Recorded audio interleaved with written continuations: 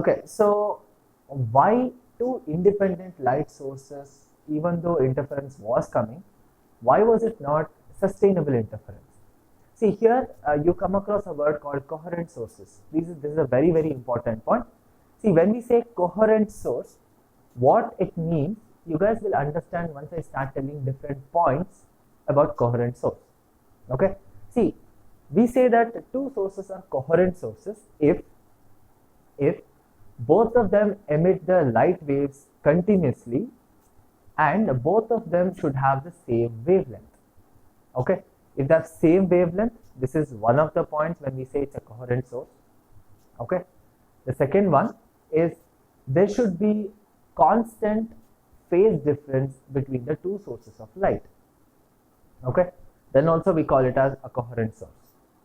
Okay, so these two sources, what Young did, so see, this is the given figure, right? See, there is one source and in front of one source there were two slits.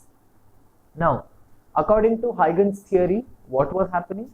A primary wavefront comes and primary wavefront acts as the source for the secondary wavefront, correct?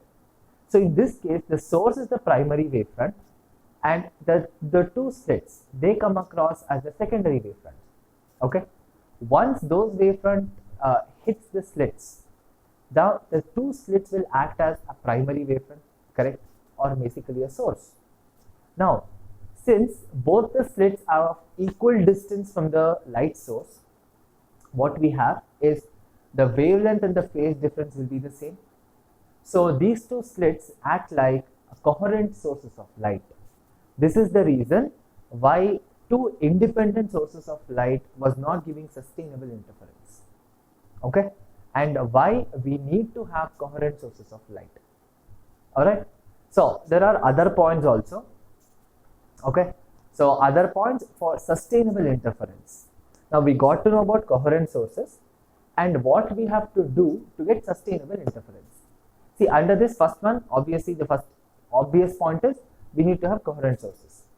Okay, and the second point, the second important point is the two light waves coming from the slits, it has to be very, very close to each other, meaning the slit distance has to be very small.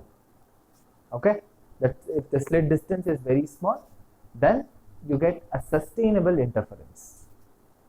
Okay, next, the second point in the condition for sustainable interference, the light waves emitted should preferably of the same amplitude.